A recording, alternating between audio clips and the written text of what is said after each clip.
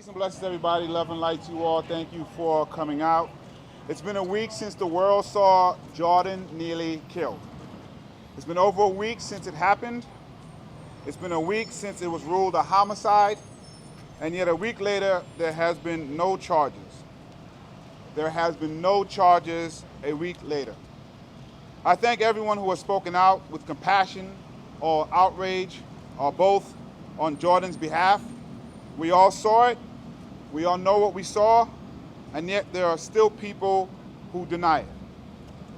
I have questions about the precinct that let the killer out with no charges at all. That's right. I want to be clear. I agree that there has to be an investigation. I agree that I don't know what happened before the video. I don't know what was in Daniel Penny's mind. But what we all saw was someone put someone else in a chokehold for 6, 10, or 15 minutes, depending on what someone says, until they died. That is what happened.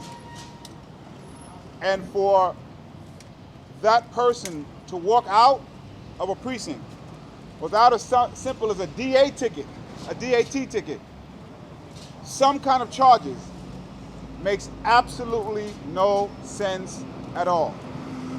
A few months ago, there was a video of Jose Alba in a bodega who killed someone and said it was self-defense. All we had was a video. That's it. But people stepped out. They didn't say we need an investigation. They didn't say we should wait and see. Right. Immediately decided that Mr. Alba was innocent because of the fact that he was self-defense. Why would some of those same people now say we have to wait for an investigation? We do need an investigation. That investigation has to start with charges. Right. Period.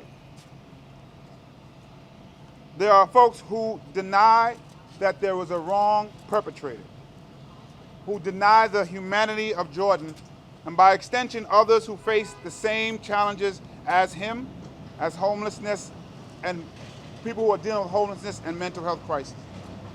Jordan Neely was unjustly killed, and charges must be immediately brought against the person who killed him. To say anything else is an equivocation that will only further a narrative that devalues the life of a black homeless man with mental health challenges and encourages an attitude of dehumanization of New Yorkers in greatest need. Charges doesn't mean there's no investigation and that Mr. Penny doesn't have his day in court. It just says we saw what we saw and someone should at least minimally be charged for it. The protesters that were recently arrested, they didn't say, let's wait and see. They didn't say, let's have an investigation to make sure it's the right folks. They were immediately charged with something. I think the same should happen when someone is killed. I believe we are now doing to Jordan what we did to him while he was living. We are dehumanizing him. That's right. We are not providing what he needs in death, even as we did in life. And if there's one thing we can do in the memory of Jordan Neely, in the memory of Michelle Go, in the memory of all of the people who are paying because we have not built the structure needed for mental health, That's right. is take this opportunity to make sure we don't add anyone's name to the list. An environment has long been created by media and elected officials that encourages fear of violence against people who are struggling, that paints them as a threat to public safety. But being a homeless person is not a capital crime. Struggling with mental illness and mental health is not a capital crime. I haven't heard anything talked about with Jordan Neely that is a capital crime that is punishable by death. Being black is not a capital crime. Justice must be done in this case, and more broadly, we must approach the city's homeless and mental health crisis with an approach that centers compassion and support, treating people as people, not just as problems. Otherwise, trauma will compound trauma, fear will compound fear, and violence will compound senseless, heart-wrenching violence.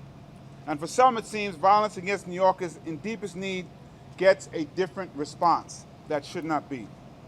The New York Post, of all people, had a headline that said the city had failed Jordan long before his death. I have to agree, surprisingly, with the New York Post.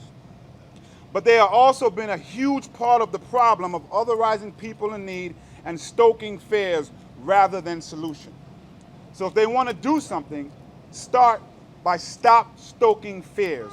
Stop otherizing people, creating an environment where this can happen. We, with the City Council, recently passed the Homeless Bill of Rights to try and lift up and protect the needs of unhoused individuals.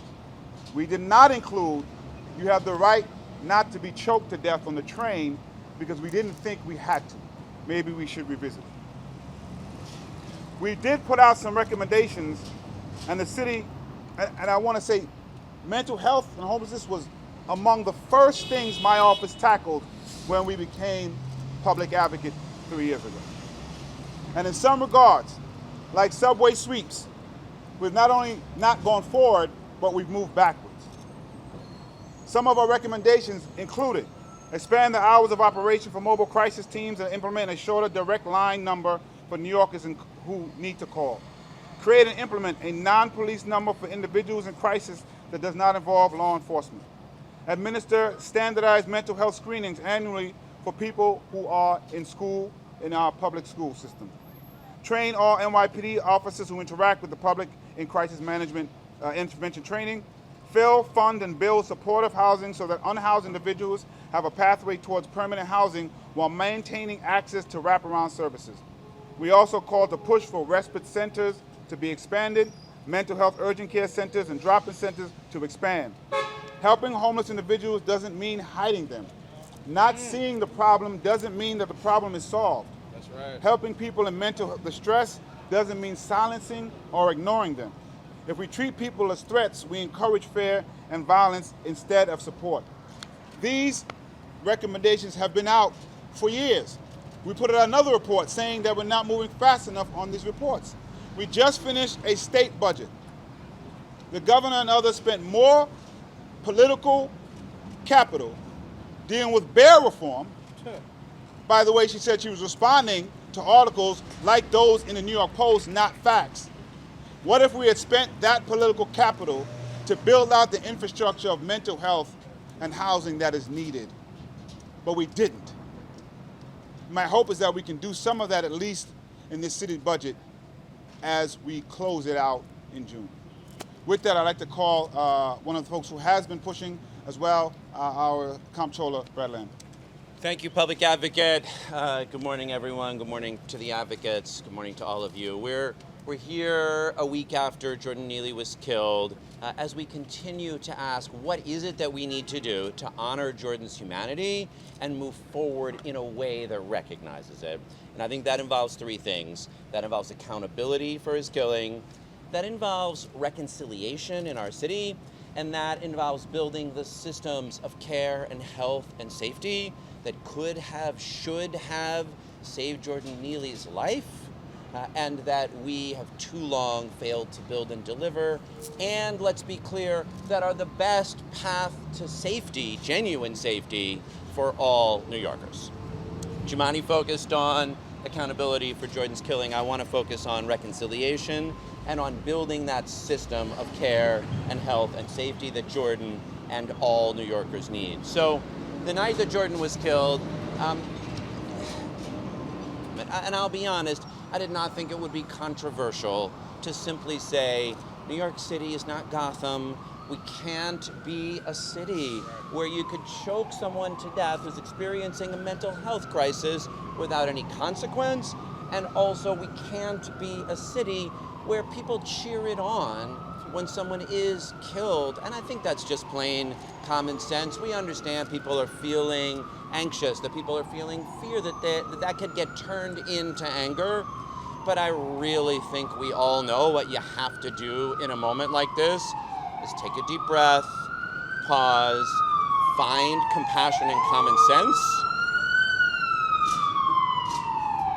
and then move forward in a way that's just more grounded. And I just honestly did not think it would be that controversial, that we would wind up in a week where rather then starting to move forward to accountability and building better systems, we'd be arguing with each other about whether we want to live in a city where people cheer on vigilantism, and we have to ask the question, is it okay or is it not okay to choke someone to death, to take the law into your own hands, especially, as Jumani said, in a system where no evidence has been provided that your life or safety was genuinely at risk. So step one is for the city to kind of come together and say, you know what, we all need a city of health and care and safety. So I was glad to see that the mayor is speaking today at 11:30. I hope the mayor also will step forward and say, let's bring the city back together around that vision of what accountability, reconciliation, and systems of care and health and safety would look like. And I hope that's the message that he'll deliver today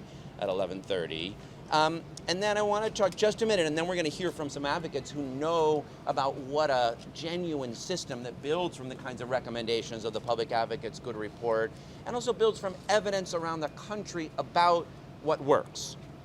So when we say our systems failed, we don't mean let's just throw up our hands and shrug and say we don't know what works, because we've got good evidence about what works a lot of other places. So the cities of Denver and Eugene, Oregon, they have a mental health crisis response that is working better than ours is working. It's working better to reach out to people without incidents of violence, and instead to connect those people, to remove them from situations where a call has been made that there's an emergency, where there is a crisis, and to connect them to care. So let's learn from the places that are doing it better, and let's do it better here.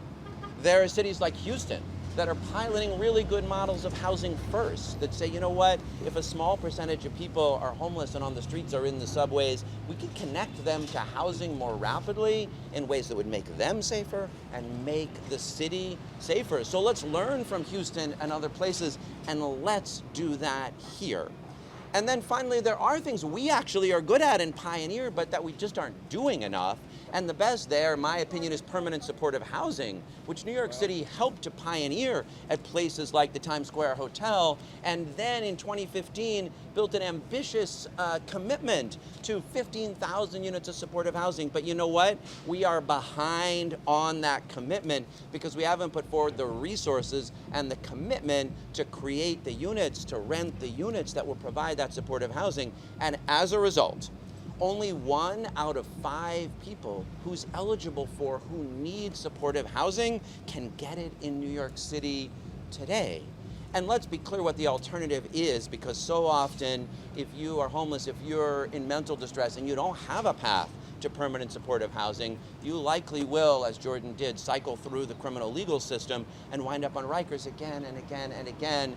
A fifth of the people, more than 20% of the people at Rikers, according to the monthly DOC dashboard that we put up, have severe and persistent mental illness. So Rikers has become de facto our largest mental, I don't want to call it a mental health facility because it's not a healthcare facility, our mental illness detention facility, but it's not a therapeutic facility.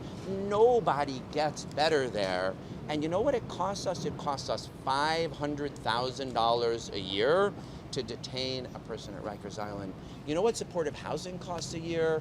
About $41,000, less than 1/10 of the cost, and yet only 1 in 5 New Yorkers who's eligible for it, who needs it, can get it. So if we build out those systems of better mental health response, of housing first, of permanent supportive housing that we know work, then in Jordan's name and memory, we could build a city where people can get the care and the health and the safety that they need, and then build a city that's safer for all of us. Let's commit to that in Jordan's memory. Thank you, Public Advocate, and thanks to all of you.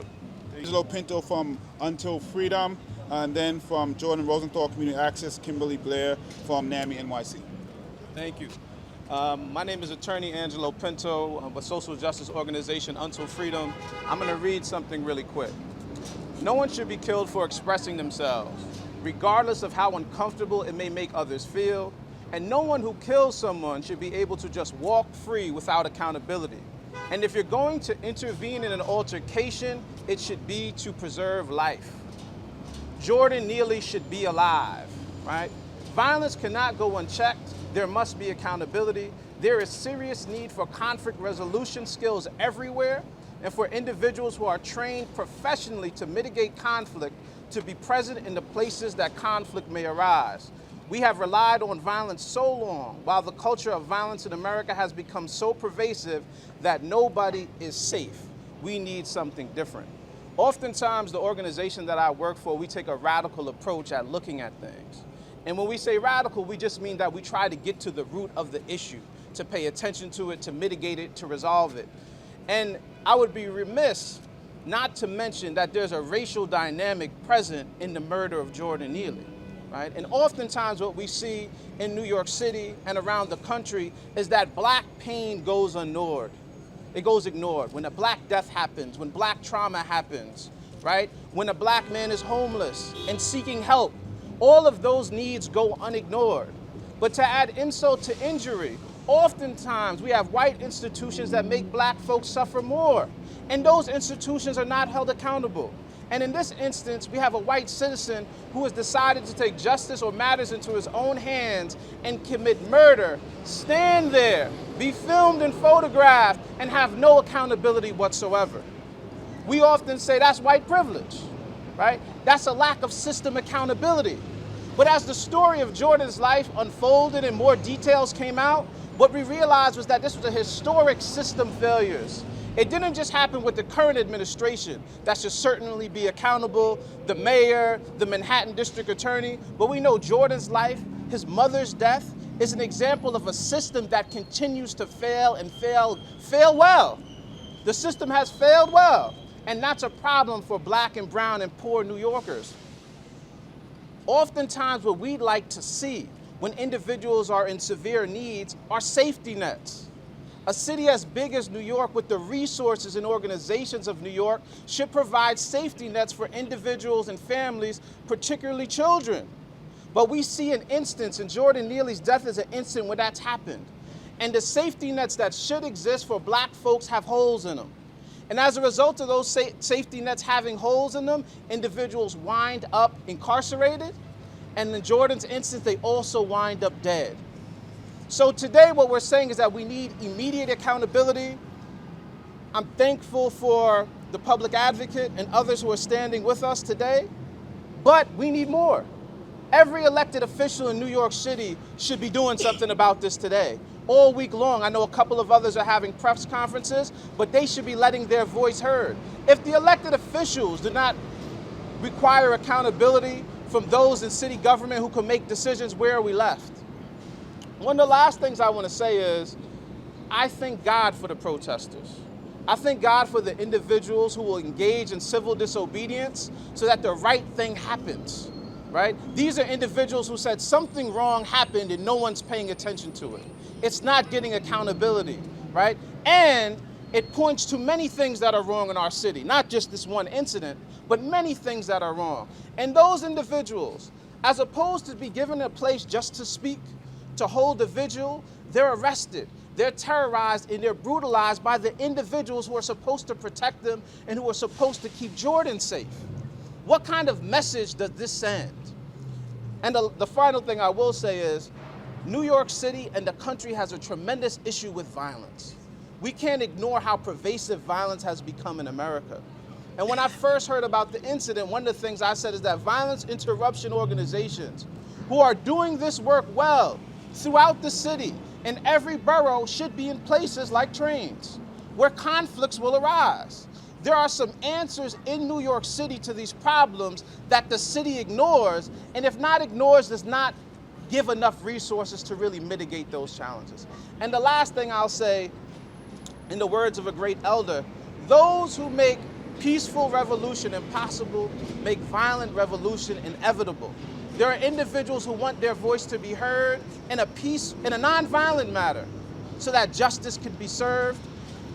The powers that be, police officers and other individuals who have the discretion to allow them to do so should let them. Angelo Pinto, Until Freedom. Thank you, Giovanni. Appreciate it. Thank you. Just two quick things to just make sure I emphasize. We have had many people who have gotten involved, who have held people down, for law enforcement and for others who intervened. I won't say it's common, but it's not abnormal. This is not about that. This is about someone who choked someone to death. I don't want to confuse those things. And also, as I said before, I don't think anyone would disagree that if a black homeless man choked a white Marine to death, he wouldn't be able to get off Rikers Island because he wouldn't be able to pay the bail to get off. You juxtapose that with someone who's not even charged, and we have a problem. Jordan. Thank you. Okay. Hi, everyone. My name is Jordan Rosenthal. I work at Community Access, and I'm the advocacy coordinator, and I'm a proud steering committee member of Correct Crisis Intervention Today, also known as CCIT NYC, which is a coalition dedicated to changing how New York City responds to mental health crises and stress. I want to start off by first doing some self-acknowledgement. I identify as a peer, which means I'm a person with lived mental health experiences, concerns. I've had my own crises. One of the biggest differences we've talked about this morning, and I think is a really jarring thing that I've also seen on social media, is the subway is refuge for so many people. I've cried on the subway and no one's gonna bother me. I've seen people, call out in distress on the subway in New York City, and people just kind of keep to themselves. But there was something different here. And one of the things my colleagues here have not brought to attention, but I really want to bring attention to, is community responsibility.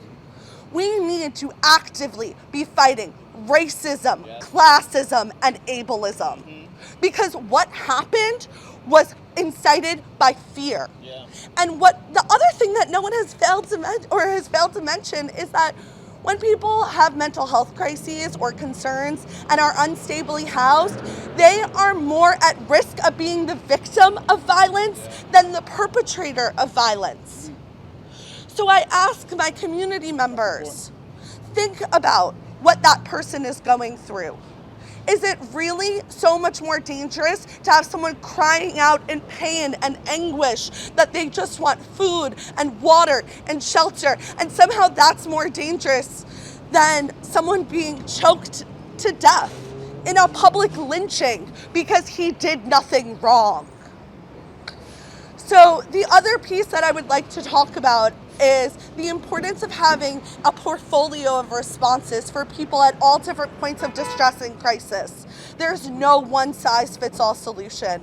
I really appreciate my colleague who just spoke talking about the use of violence interrupters. And the key thing about violence interrupters, and the thing that CCIT advocates for, is the inclusion of peers, people with lived experience. One of the things that I can't help but think about is how many caseworkers and service coordinators did Jordan Neely have? Did he see a different face every time someone came to talk to him? How is that supportive? How can you create a genuine bond built on trust and authenticity and knowing someone's caring about you instead of just shuffling you away for a pretty picture for some tourist? We're talking about the reality of people's lives. So when we talk about what needs to change, our community perception of our very much community members needs to change. And we also need to deeply invest into services. Right now, we are in the midst of executive budget hearings. The mayor has suggested that there are cuts to every agency except the police department. How does that invest in people like Jordan Neely or myself or other community members on the street right now? So all of this to say, the answer is we need a little bit of everything. There are only 50 crisis respite beds in the whole city. No sense. Only 50, and you can't walk on the street, and some of them don't take private insurance. So then there's this whole runaround of how can I even get help? So people end up having crises in public when they don't have private spaces. This is an issue about supportive housing. This is an issue about race. This is an issue about class. And it's an issue also about our human service workers in New York City who are in desperately need of a cost of living adjustment. So we see fewer transitions so we can actually make those meaningful connections with people who are currently living unstably housed, so they know someone actually gives a damn about them instead of just shuffling them to the side. Thank you. Thank you. Thank you, Jordan. My name is Kimberly Blair. I'm the Director of Public Policy and Advocacy at the National Alliance on Mental Illness of New York City, or NAMI NYC. Can you say that? I'm sorry, can you say that more slowly? The National Alliance on Mental Illness of New York City, or NAMI NYC. More importantly, I would like to let you all know that I stand here queer, Black, and Latina, and 1 in 5 New Yorkers living with mental health conditions. Let me tell you what that looks like. Before I get into my speech, I want to humanize this issue. I am no different than Jordan Neely. Living in this city with a mental health condition sometimes means traveling up to an hour and 15 minutes on the subway in the middle of the workday, trying to make excuses at your job so you don't lose it, so that you can make your appointment on time and be in compliance. It means traveling from the Bronx to your hometown in Brooklyn, because that's the only woman of color provider that you have ever identified with and has ever helped you and heard and listened to you. It means sometimes having a provider that doesn't look like you, because that's the only thing the insurance will cover, and them mischaracterizing you and misdiagnosing you and putting you on medication that actually only makes your symptoms worse and sends you into crisis on the subway. That is my lived experience, and I'm standing here before you in recovery. What is the difference between me and Jordan Neely? Let me tell you. I have people around me. I have a social circle and a network around me that is catching me when I'm ready to fall. This city is not doing that. Sometimes it means doing it by myself, because mental health is, having a mental health condition is lonely. So I'm here to tell you that Jordan Neely was having a mental health crisis. That is a human experience. And while the situation might have felt frightening or unsure to some of the people on the train who may not have ever experienced that before, fear doesn't justify or give someone the right to tackle someone and hold them in a headlock for 15 minutes while they die. That could have been me, or that could have been any of the other 1 in 5 New Yorkers having a crisis on the subway. The perpetrator of this crime should not have been able to simply walk away, unaccountable. In fact, I'm here to tell you that today's mental health crisis shouldn't be a surprise to anybody. All right? This is not a surprise. In the 1970s, when deinstitutionalization first occurred, patients were released from hospitals with the promise that they would receive financial resources, and it would be invested in community mental health. We have an Office of Community Mental Health. We have so many things in this city, and they're not working. They're not working. Because we shouldn't see people in crisis every block. I just got off the train, the W train right now. This woman just said, I don't want to live anymore. That's why I'm late showing up today, because I wanted to ask to make sure she was okay. That's on my way to a press conference. That's ridiculous. We, as a result of this lack of investment in community mental health, we have consistently been left with inadequate, under-resourced, and overtaxed mental health care system that couldn't possibly succeed in helping individuals get well and stay well, especially in a pandemic. Without investments in community mental health, in respite centers, in peer-led response, in decriminalization of mental health, of mental illness, in supportive housing, in enough supportive housing, in life-changing family support, why would we expect anything to be different? Our siloed mental health system has failed, and another man is dead as a result. We need to do better so we no longer have this revolving door of hospitalizations, homelessness, shelters, and jail. If the definition, they like to call us a lot of words. They like to call us crazy, insane, all this stuff. But you know what? The definition of insanity is doing the same thing over and over and expecting different results. If the definition of insanity is that, then the way we treat people living with mental health crisis in the city is insane. And we need to do better. Thank you. Thank you. Thank you so much to both of you for a powerful lived experience.